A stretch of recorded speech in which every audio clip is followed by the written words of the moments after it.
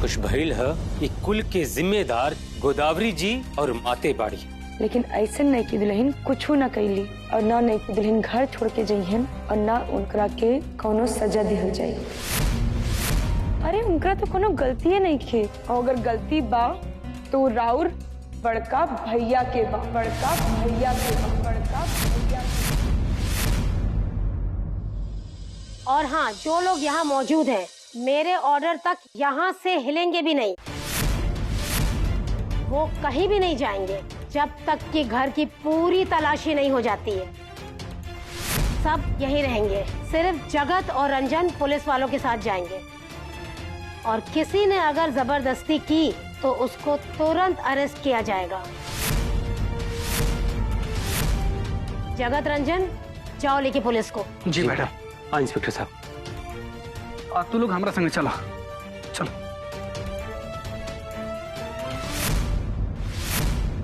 आई देखिए जब का ऐसा भी नहीं की।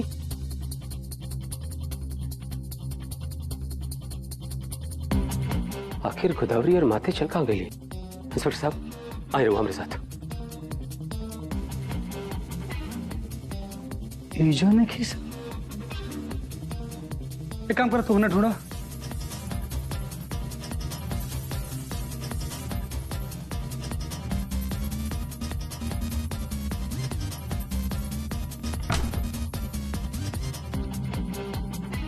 आखिर कहाँ भाड़ी से छुपल?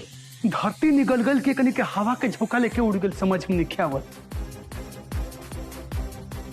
इंस्पेक्टर साहब रहुआ एगो काम करी, हमार कमरा की भी तलाशी करवा दी, कहे कि कहीं ऐसा ना होके कि वो लोग हमारे कमरा में ही कहीं छुपल होके।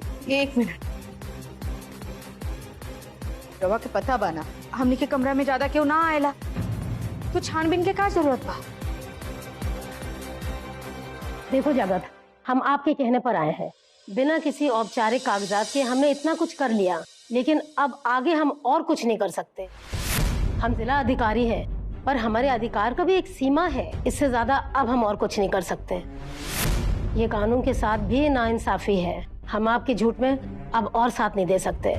डीएम मैडम, हम झूठ नहीं की बोले, हम सच कर अलबानी, हमार बात के विश्वास करी। अमर भैया दूसर ब्याह कैले बाड़न और उनकर पत्नी के साथ उनकर पत्नी के एगो बच्ची भी बाड़ी। अब हाँ जी मैडम, हमरा याद आ गई, हमरा पास अमर भैया और गोदावरी जी के मैरिज सर्टिफिकेट भी बा। हम अभी लेके बतानी। देवर जी का लेके आवत बानी? देवर जी आरती भाभी रहुआ याद बनू, हम अमर भैया और गोदावरी जी के मैरिज सर्टिफिकेट रहुआ के दिखबले रहनी है। वो मैरिज सर्टिफिकेट ना हमार भीरी बा, हम बहुत संभाल के ओकरा के अलमारी में रखले बानी। हम लेके आवतनी। हाँ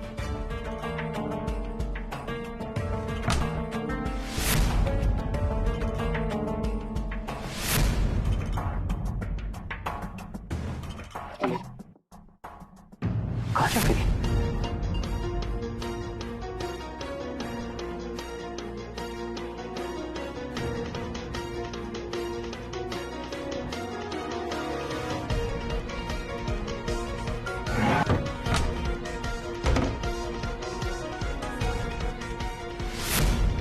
कहाँ है मैरिज सर्टिफिकेट? जगत, तुम मान लो कि तुम झूठ बोल रहे हो, और इस परिवार से जो हमारा रिश्ता है तुम इसे भी खराब कर रहे हो। मुझे लगा कि मैं यहाँ आऊंगी तो सब ठीक हो जाएगा, लेकिन बात तो और बिगड़ती जा रही है। इतने समय से तलाशी हो रही है, लेकिन अभी तक कुछ भी नहीं मिला सबूत के तौर पर। अरे जब कुछ हुई तब न मिली मैडम जी। ये दोनों जना मिलके रवा लोग का न सिर्फ समय बर्बाद कर रहा बन जा, बल्कि तिवारी खानदान के इज्जत भी मिट्टी में मिला रहा बन जा। अरे हमारा इतना उम्र हो गए, लेकिन आज तक तिवारी परिवार में कबो भी पुलिस आयल ना रहा। लेकिन आज ये दोनों जना का वजह से तिवारी परिवार में पुलिस आ गई। लेकिन आज परिवार का लोगन के चलते हमनी के इतना शर्मसार होके के पड़ता कि का कहल जाओ। देवर जी जौन कुछ भी फैल बानू ओकरा के भूल जाई। डीएम मैडम में बात की चर्चा बाहर ना करिए। ठीक कह रही हो आरती, हम अधिकारी जरूर है, लेकिन हमारा भी अपना परिवार है। हमें पता है जब परिवार की छोटी छोटी बातें बाहर जाती है ना, तो परिवार एक कलह का अखाड़ा बन जाता है। इंस्पेक्टर साहब चलिए, और यहाँ जो भी हुआ है उसे भूल जाइए। Yes madam.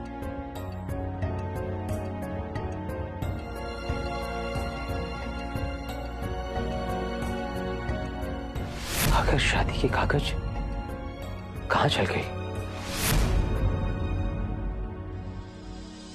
मैं सिर्फ यहाँ पुराने संबंध को याद करते हुए आ गई हूँ। अगर कोई और जिला अधिकारी होता तो तिवारी निवास तक नहीं आता, और अगर आ भी गया होता तो आप लोगों ने जो किया है ना, प्रशासन को गुमराह करने का जो खेल खेला है, तो उल्टा आप लोगों पर कार्रवाई हो जाती।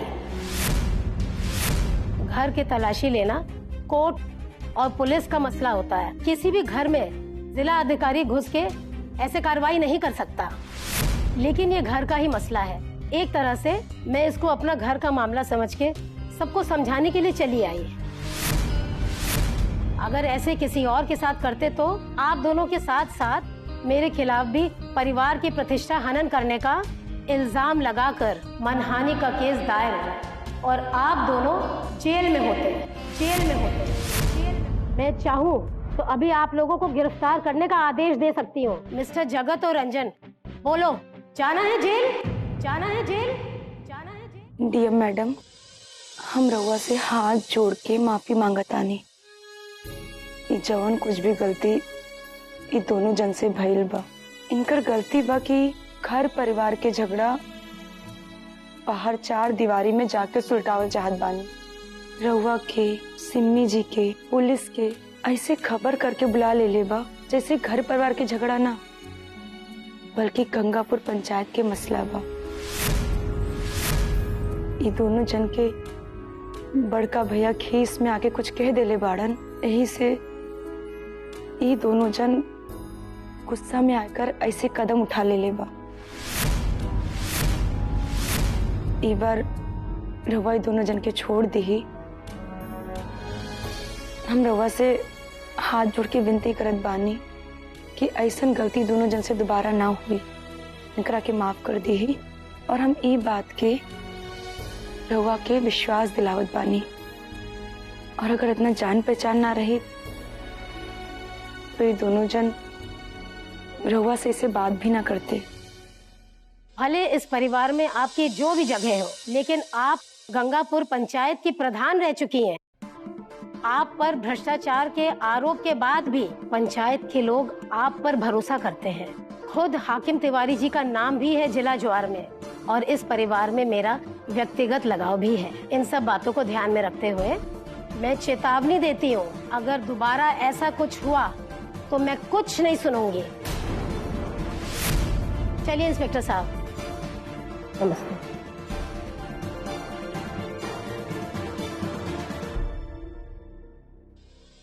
अपनी अच्छाई का खूब फायदा उठा रही हैं आप आरती जी। डीएम मैडम ने तो आपकी बात मान ली।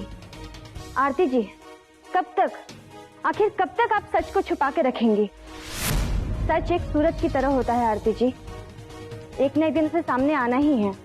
और एक सच ये भी है कि आपके पति अमरेंद्र तिवारी जी, उन्होंने दूसरी शादी की और दूसरी पत्नी की एक बेटी भी है। लेकिन डीएम मैम को बेवकूफ बनाने में आप सब लोग कामयाब हुए, लेकिन मैं बेवकूफ नहीं हूँ आरती जी, और ना ही मुझे कोई बेवकूफ बना सकता है। आरती जी, आपको पता है, मैंने डीएम मैम के सामने अपना मुंह तक नहीं खोला, सिर्फ आपकी खातिर। आपके लिए मैं चुपचाप देखती रही, सुनती रही। किसके लिए? सिर्फ आपके लिए आरती जी। लेकिन आरती जी, आप ऐसी हरकत कब तक करेंगी और कब तक अपने पति अमरेंद्र तिवारी जी को बचाएंगी? सिम्मी जी, हमरा तारा ऊपर पूरा भरोसा रहा है कि तू आज एगो पत्रकार के नाते के साथ साथ एगो सहेली के नाते भी अपन धर्म निभैलू, और अपन मुंह बंद रख के तू आज जौन सहेली के धर्म निभैले बाड़ू, एकरा के हम हमेशा याद रखब। वही हमरा ऊपर राउर एगो एहसान बा। इसमें कोई एहसान की बात नहीं है। मैं तो सब कुछ जानते हुए भी अनजान बन रही हूँ। आप और पीहू जिस पीड़ा से गुजर रही हैं, वो दुख नहीं छुप सकता आरती जी। और मैं सिर्फ इतना ही कह सकती हूँ कि आप अपना और पीहू का ध्यान रखिएगा। मैं चलती हूँ आरती जी। जी सिमी जी।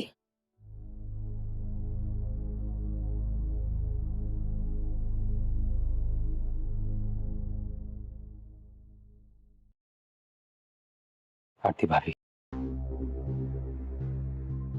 रवा जवन कुछ कहनी है ना, ये ठीक ना कहनी है। अरे हम और रंजन राउर मान सम्मान लौटावे खातिर ही घर में लड़ रहल बानी जा। और रउआ के घर के मान सम्मान की चिंता बा। देवर जी, हम हो तो घर परिवार के हिस्सा बानी नु, तो अपने ही घर परिवार के सुख शांति में कैसे आग लगा दी है। एको बात बताई रहुआ भौजी, मतलब राउर बा कि हमनी के दोनों भाई ई घर के सदस्य नहीं खींचा और ना ही घर परिवार के मान सम्मान के हमनी के कोनो चिंता बा। अरे भौजी, हमनी के दोनों भाई अपन मान सम्मान पहले ही से टाका पे रख देले रही जा, सिर्फ और सिर्फ राउर अधिकार दिलवावे खातिर, राउर अधिकार खातिर। आज डीएम मैडम और सीमी जी और पुलिस वाला लोग के सामने अगर हमनी के झूठा बनल बनी जानू तो सिर्फ रौरा वजह से। आरती भाभी, जवन कुछ भी भइल है, अगर एक बार हमारे हाथ में अमर भैया और गोदावरी जी के मैरिज सर्टिफिकेट आ जाए इतनू, तो जवन कुछ भइल है सब पलट देती हम। और जवन नौबत हमार और रंजन के जेल जाए के आ गई है, जेल जाए अमर भैया की पड़त, और उनके साथ साथ गोदावरी जी और माते के भी। लेकिन हमरा समझ में नहीं आवत कि हमारा अलमारी से वो कागज चल कहां गए।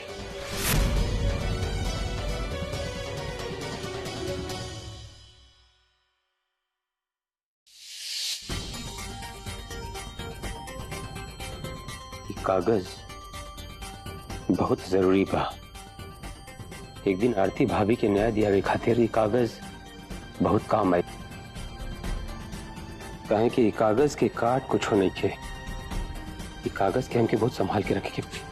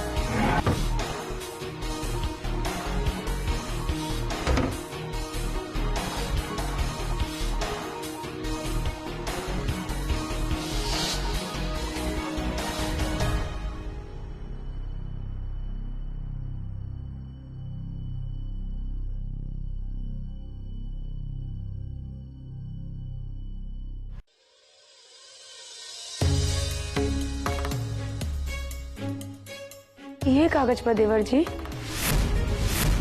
जमुना के रउआ खोजत रहनी। रउआ जब भी कागज देखनी है देवर जी, तो हम बुझा गई नी कि कहीं न कहीं ये कागज घर के सुख शांति में आग लगा दे है। यही से रउआ जब एकरा के अपने अलमारी में रखनी है, तो हम जाए के एकरा के निकाल लें।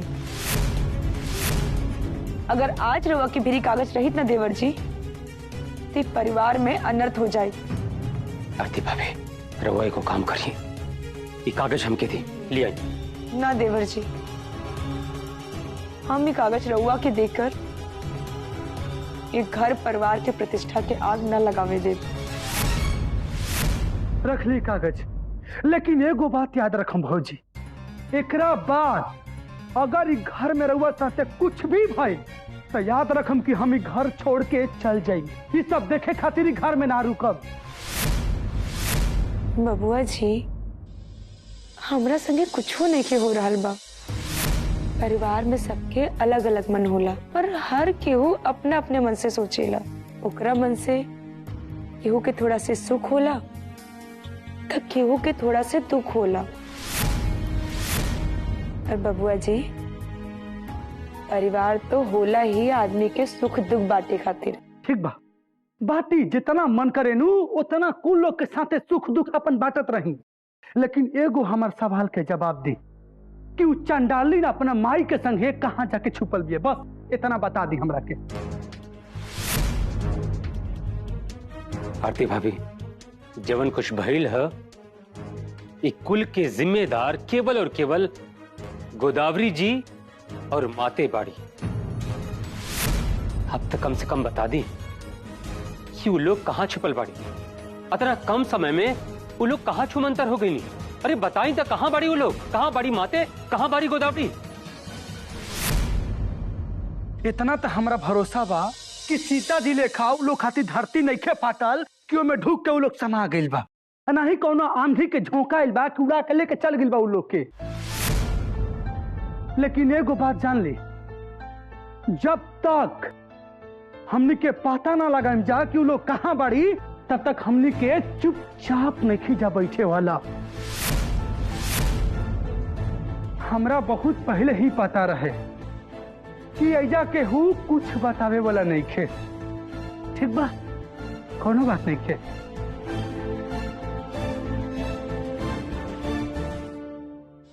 अब फिर बेटा इन्हें आवा, हम का कहता नहीं बेटा, देखा तारा था मालूम बानू कि उ डाइन जब से घर में आयल बिया तब से तारा मम्मी के कितना दुख दर्द दिले बिया।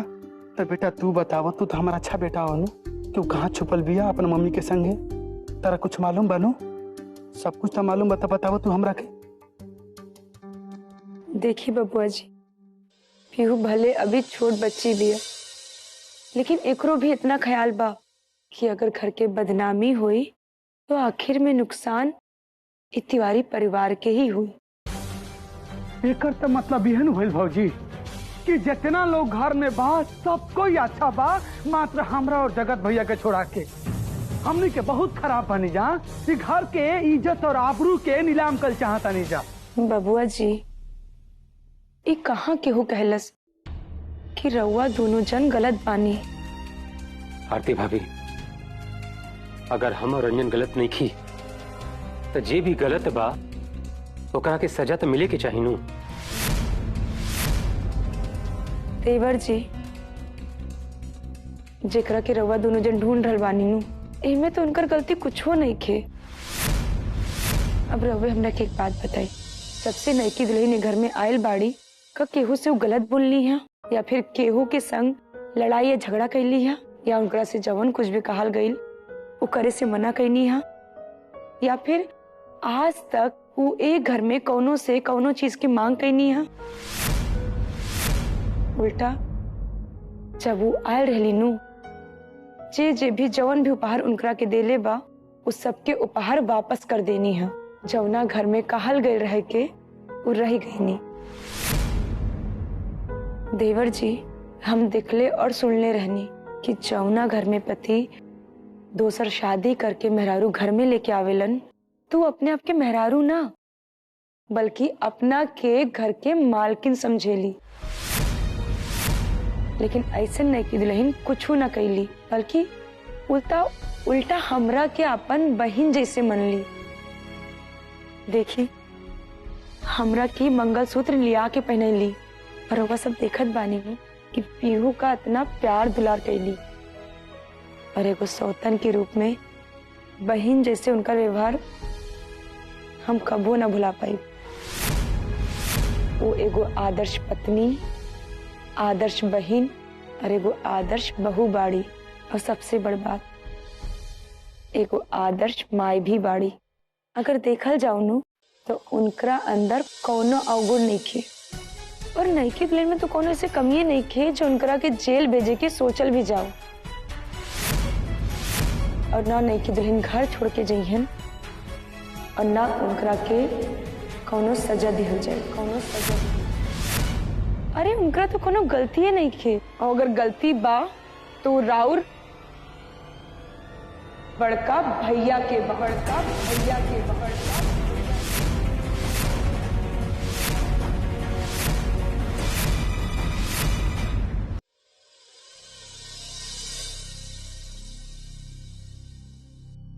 जेकर कुछ गलतियां नहीं खे ओकरा से सवाल पूछे से बढ़िया बा सवाल ओकरा से पूछल जा जेकर गलती बा। लेकिन जे दोषी बा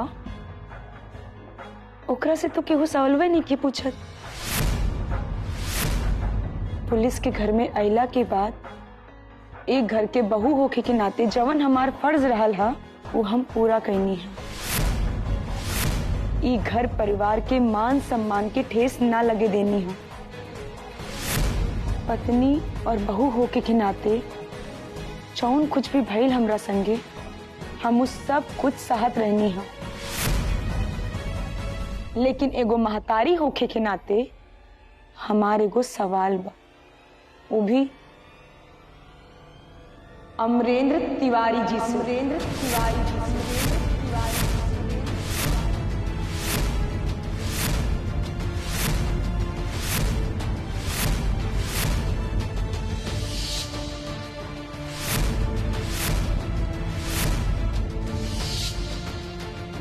पीहू के इतना तड़पत देख के रउआ के मन में तन को भी दया भाव ना आए तो एकर मतलब तो साफ भइल नु कि रउआ पीहू के पापा कहे के लायक नहीं, पापा कहे के लायक नहीं, पापा कहे के लायक नहीं, पापा। यही से हम पीहू के तरफ से पीहू की माई आरती तिवारी ये पूछ रहल बानी अमरेंद्र तिवारी जी से का रउआ हमरे सवाल के जवाब दे, हमरे सवाल के जवाब दे, सवाल के जवाब दे। अरे हम पूछत बानी रउआ के करेजा में बा इतना हिम्मत कि एगो महतारी के सवाल के जवाब दे सकी, सवाल के जवाब दे सकी, सवाल के जवाब दे सकी, बोलिए अमरेंद्र तिवारी जी। अब रउआ बोलत काहे नहीं खे, बोलत काहे नहीं